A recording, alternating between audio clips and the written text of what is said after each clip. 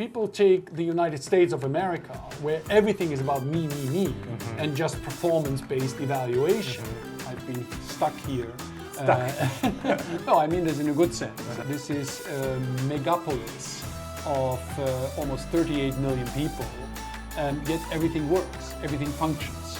Tokyo is the only place in the world where if you work at a Starbucks, from your salary, you can actually afford to buy an apartment within a 1-hour commute. That's impossible in Shanghai, that's impossible in Hong Kong, that's impossible certainly in Berlin, in New York, in London.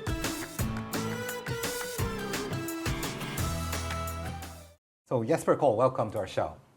So you are an economist, former JP Morgan chief economist. You have been living in Japan since the 1980s. So this topic was about foreigners living in Japan. Do you like living in Japan? Look, Yes. I think that Japan is the greatest place in Earth in terms of the quality of life. Now, of course, I've been stuck here. Stuck? No, I mean this in a good sense. Stuck, particularly in Tokyo. You've got to remember, this is a megapolis of almost 38 million people. Yet everything works, everything functions, and the quality of life is spectacular. From that perspective, living here in Japan, working here in Japan is absolutely fantastic. Is it getting better? Is it getting better? Well, maybe I'm getting worse. No, but the point being is every generation will have to find their own, attune.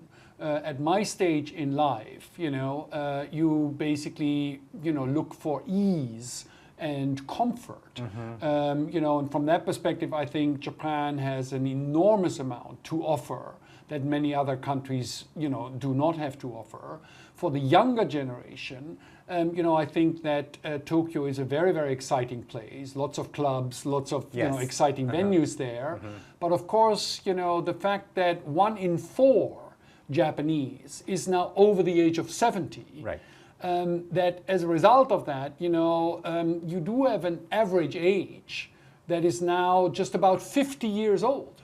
In America, for example, it's about 37 years old. Very young. And in many of the Asian countries, it's younger than 30 on average. So from that perspective, I think that every generation needs to find their own thing. My personal opinion is that, as a young person, as a person in their 20s, Japan offers an enormous amount of opportunities, both in terms of, economic advancement, as well as in terms of the overall development as a human being. So today, a lot of my American friends who are in 20s or 30s ask me if they should live and work in Japan. And they don't have much information, especially on YouTube. So today, we want to discuss the positive side of living and working in Japan and also the negative side. So before we go into the details, let's go over the statistics first. So we all know that a lot of tourists are flocking into Japan, 50 million increasing. A lot of people are coming to Japan as tourists. But what we don't know is that people are actually migrating to Japan. Could you elaborate on this? So this is very interesting, right? And it's one of the big trend changes that is happening here. You find that when I arrived in Japan in 1985, there were fewer than 500,000 non-Japanese, working here in Japan. Now there is 3.2 million. And you can see the trend there. You see that Japan has deregulated the visa requirements. So, for example, when I arrived in Japan in 1985, if you wanted to become a permanent resident, get a Japan equivalent of a green card, you had to be in the country and working for 10 years. 10 years, wow. Right? And then you could apply. Now you can basically start to apply when you're in the country for about 3 years. So it's quite interesting, that the rules and regulations have actually become much, much more comfortable. True. Now, I always tell this story, but it's true. You're still living and have to adapt to Japanese rules. Yes. So for example, yes, it now doesn't take 10 years, but it takes less than 4 years before you can apply for permanent residency. But if you had a parking ticket, right, in the 6 months before you apply for that permanent residency, you're basically back in the queue. So, the Japanese have a set of rules. There's a very clearly defined process. There are very clearly defined boxes that you have to tick, which particularly for Americans sometimes seems like, oh my God, why are you asking this question, right?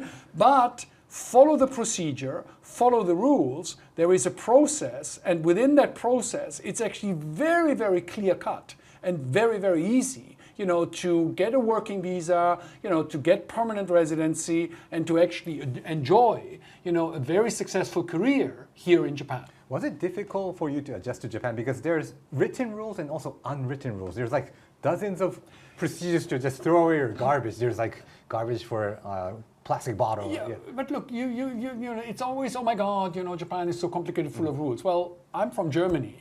Trust me, the garbage segregation rules are way more strict in Germany than they are in Japan. I mean, every country has its customs.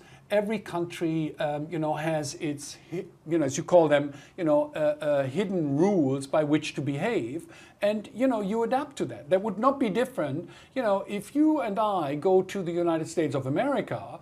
There are certain ways of doing things, right, which I as a German, you as a Japanese would never have thought of doable. I mean, just look at Shogun, right? Yeah. So if we can Disney Plus movie, yeah. Yeah, you do find, that, of course, Japan has its own intricacies. Yes. Are they particularly complicated?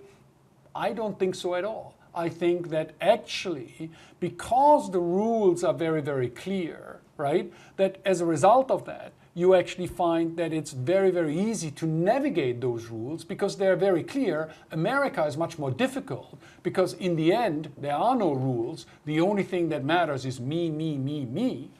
While here, you have to find your place, within every situation, whether that is in your personal life, whether that is in your work life. But once you find what the rules are, which are very transparent, you actually find, that you can get along and be successful very quickly.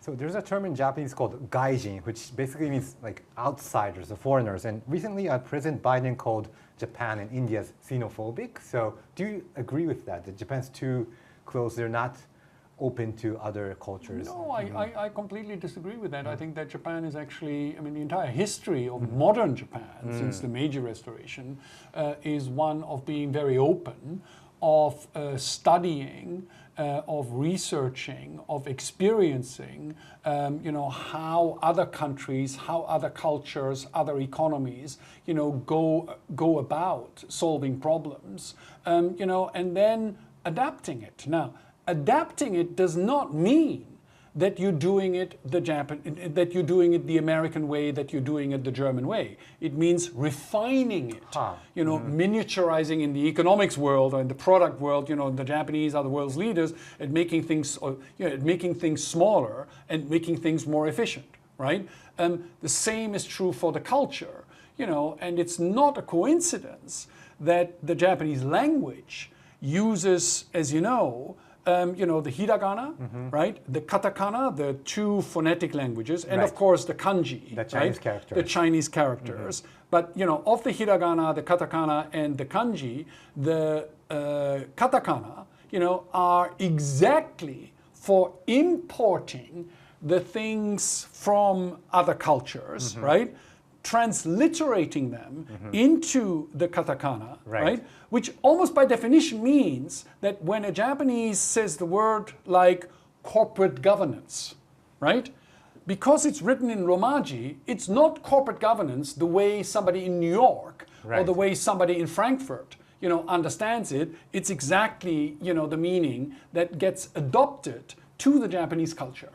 To add context to our viewers, so let's say there's smartphone. So it's an English word, but we changed that to a katakana, which is Japanese phonetics, and we call it sumaho. So it's short for smartphone. So we turn the Western language into a Japanese one. Yeah. That's what you're saying. So I think that, where Japan is very interesting, right, is that Japan is an unbelievably proud culture, right? And Japan also has a very, very homogeneous education system, right? And it's quite interesting. Of course, there is, if you go down in terms of sort of homogeneity, in terms of sort of race, there obviously is also a very strong element. But I actually think that over the last 20 years, you've seen, a lot of, what people call halves, what I call double. So, children, from, people from, different cultures, right. Being married to a Japanese man or to a Japanese woman, right? And when you look at those, doubles, right? And their performance now in Japanese sports, for example, if you look at Japanese sprinting, right? There's now multicultural, multiracial, right? Japanese, Naomi Osaka, tennis Naomi player. Osaka, but when you look at them, how they behave, right? They're more Japanese than the Japanese. Right. And the reason for that is that Japan has a very homogeneous education system, right? I mean, as you know, education is centralized. Literally on a Monday morning at 10:35, right? All third graders will be on the same page in the mathematics book or in the history book, which is unthinkable in the United States or unthinkable even in India, or certainly in Germany. And this is true for our viewers, okay. So it's quite interesting. I think that, I'm fully aware that, from an anthropological perspective, that racial homogeneity is obviously a big factor, right? But I actually think that the fact that Japan's education system is so unified, it really forces you into this box, right? That as a result of that, if, for example, I had gone through Japanese elementary school, middle school, and high school, I know I would be a different person. I would be much more Japanese. I would be sitting here and basically smile and not say very much. And not wear a pink shirt. So let's talk about business culture, because a lot of people are interested in not just coming to Japan as tourists, but as business. Yeah. So do you recommend people to work in Japan? I think that the answer is yes. I think that, you will have to commit, right? Basically 2, if not 3 times more basic time, right? To adapt and to become happy here in Japan than it would be in some of the Western countries. And the reason for that is really first and foremost the language. Because yes, you can make a perfectly fine living, as an English teacher or, as a lowly employee, in a Japanese company. But sooner or later, if you don't speak Japanese, if you don't comprehend Japanese, you're not going to advance. You're going to run into a wall, and particularly because Japanese corporate culture is so proud, right? It's like the old craftsman. It's like, I know best, right? That from that perspective, if you cannot communicate, right? If you cannot get the subtleties, right? If you cannot go out drinking, right? If you cannot go out and hang out, as they say in America, right? With your boss and loosen up so that you can go through the rules. If you cannot do that in a common language, which has to be Japanese because you've made it your choice to be in Japan, right? That's, I think why, you need to invest basically 2 or 3 times as much time as you would have to invest if you, for example, went to Berlin or if you went to Paris. So why is communication important? Because let's say if you're an engineer and you just do your thing and you just code and show your... But look, I mean, this is always this thing, like we are human beings, right? We thrive and exist. Our lifeblood is communication, right? And especially in Japan, that's important. And that's you're obviously right. Technically speaking, you can be an otaku, right? You can sit in your little chamber and sort of do your computer programming. But come on, that's not what's interesting. The more interesting jobs, from my perspective, are in marketing, are in sales.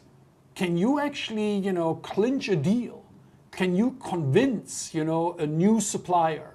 Can you convince a new customer, to, buy or engage with your company? That's, I think, where the real challenge comes from. So if you don't learn Japanese, If you're not comfortable in Japanese and you want to make a career here in Japan, you will always be a niche player. You know, which is interesting, right? Because what you obviously find is that with this surge in immigration, right?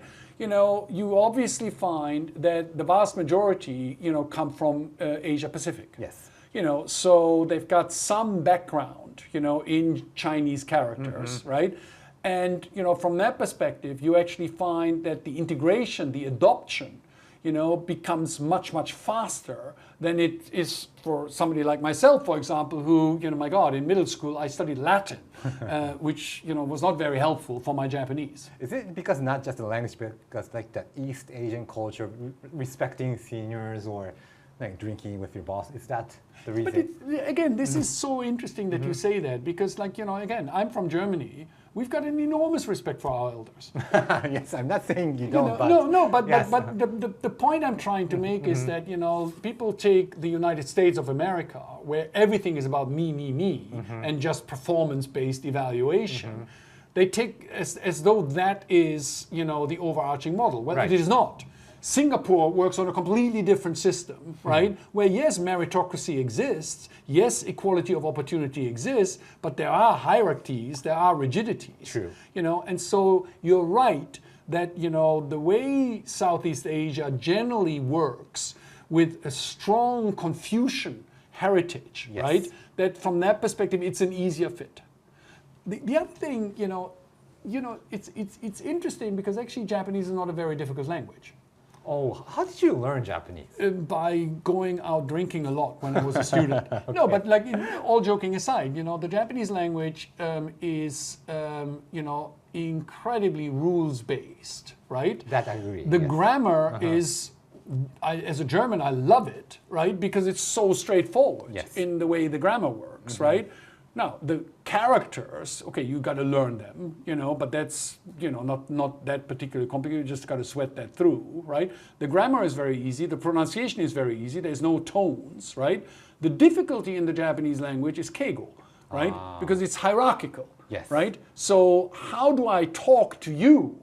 You know, I'm an older person, you're a younger person, I'm somebody who is has a big important position in a medium-sized company, you're a medium person in a big-sized company. What verb do we use to communicate? Yes, but we had to like on the spot decide which is senior, which is exactly, which yes. is why you like to exchange meishi, business cards. the business cards, so that you can actually get that. But the point I'm trying to make, and this is again very important for anybody considering, you know, starting a career or, you know, working in Japan, you know, that at the end of the day, the language gives you the insight, right? And allows you to really integrate, yeah, you know, within what the real rules are, right? Within Japanese society, Right. what the real rules are that determine corporate advancement, that determine your career.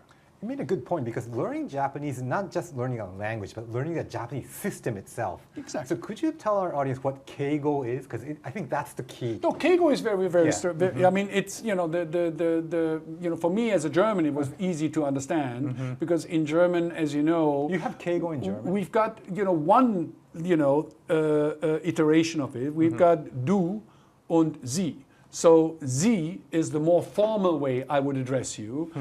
Du is the more personal way that I would address you, right? Now, as you know, in Japan, there's at least 5 layers, yes, yes. right? So of complicated. How do you address, you know, and also in Japanese, you know, it's not just the noun or the pronoun that changes. You know, it is actually the verb, you know, and you know, the entire structure around it. So that takes a little bit of getting used to. And I certainly, after 40 years in Japan, I mean, I have never, you know, actually desired to completely master keigo, right? To completely master all these different levels there. I can comprehend that.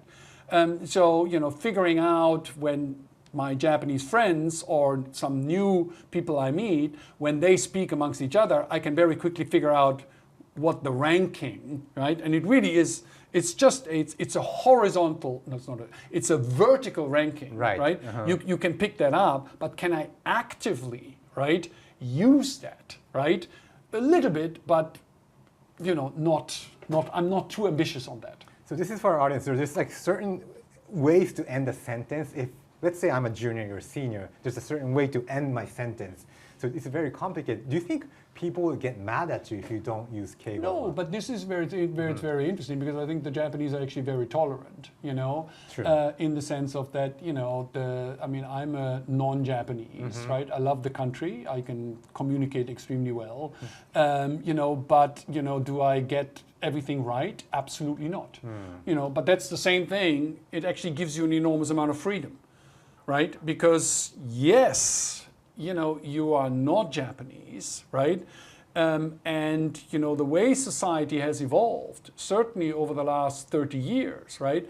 You know, the tolerance and the realization that you actually can learn something from engaging, right, with the non-Japanese cultures, with non-Japanese people, you know, that has changed tremendously and has become much, much more open.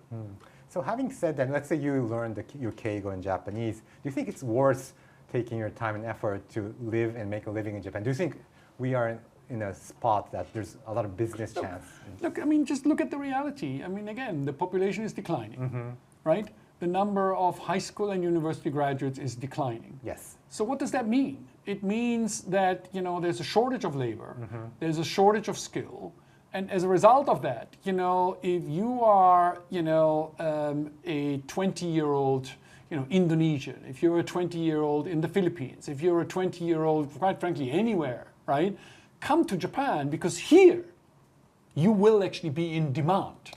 While, you know, in many other countries, unfortunately, right, there's, you know, there's just not the amount of jobs available. True. Here, the jobs are actually available.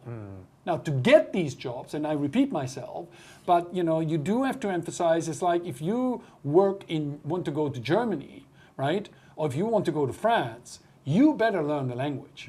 Because if you don't learn the language, you will always just be confined to a specific box, right, rather than actually being able to integrate in corporations. How about the weak yen? Because let's say if you earn like 100 yen, like it was $1, but you have to earn 150 or 160 yen right now to. No, but that's, look, this is obviously true when you think in dollars, right? I mean, you know, the more important comparison is the purchasing power that you have within the country. You know, I mean, yes, you know, the yen is weak, so, you know, what you can transfer to support your grandmother, you know, obviously that's an impact here, but your cost of living in Japan is much, much lower. Let's be very specific. Tokyo is the only place in the world where if you work at a Starbucks, right, from your salary, you can actually afford to buy an apartment within a 1-hour commute. That's impossible in Shanghai, that's impossible in Hong Kong, that's impossible certainly in Berlin, in New York, in London. And you can have like a beef bowl and ramen, all delicious cuisine, less than $10 or something. Exactly, right? So Jesper, we need to wrap up. So any like final comments of people thinking of living and working in Japan? I think experience it, right? And, you know, I think that the opportunity set is here.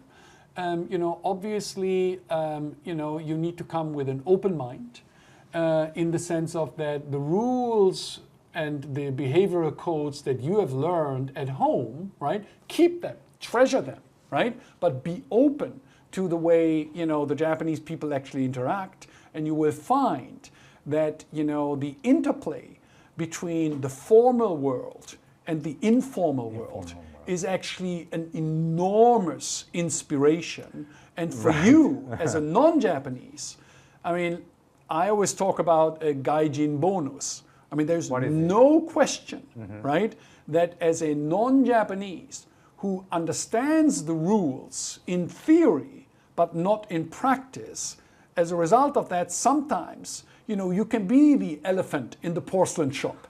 You can actually get things done. I can give you a concrete example, you know, in my world, you know, the world of money, the world of finance, right? Cold calling somebody, right, is basically something that is impossible for a Japanese to do. That's true. Yeah. Right? And, you know, it's like, okay, we need a contact at Mitsubishi Corporation, right? I would just call the switchboard and say, okay, I want to talk to the person in charge of X, right? I have no problems as a gaijin, as a non-Japanese, to doing that. For you as a Japanese, I can't do that. That is impossible. Impossible. Right? You would spend 2 months trying to figure out. And there's no LinkedIn, so I have to go over my phone book, Exactly. drink with someone, and Yeah. go to karaoke, and finally get a phone call. And which is again, I mean, again, you want to be civil, right? You want to be polite, right? There's absolutely no question about it. But the fact that the rules of Japanese employment, the rules of Japanese interaction are so structured, right? As a non-Japanese, you can actually be a catalyst breaking through that. And that's true whether you are, from America, from Europe, from Asia, from Africa. The opportunity set here is enormous. You will find that you've got greater freedom in Japan than you have in your own country. And Japanese people are wanting that. They're kind of waiting for a foreigner to break things.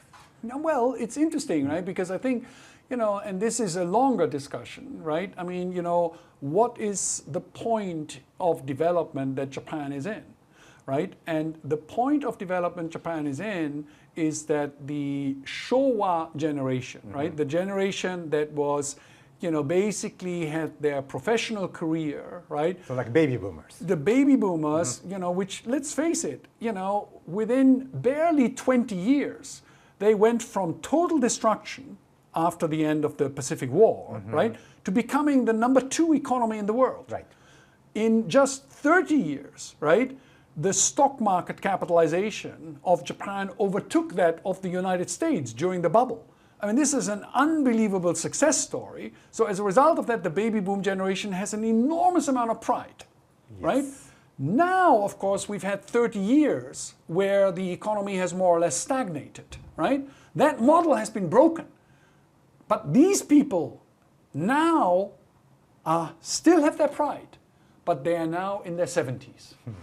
And as a result of that, you find that the young generation is actually taking over, and the young generation is much more open-minded, is less proud, is less encumbered, is less constricted by the traditional way of doing things. You're ready to explore, and that's why I always say, I want to be reborn as a 23-year-old Japanese.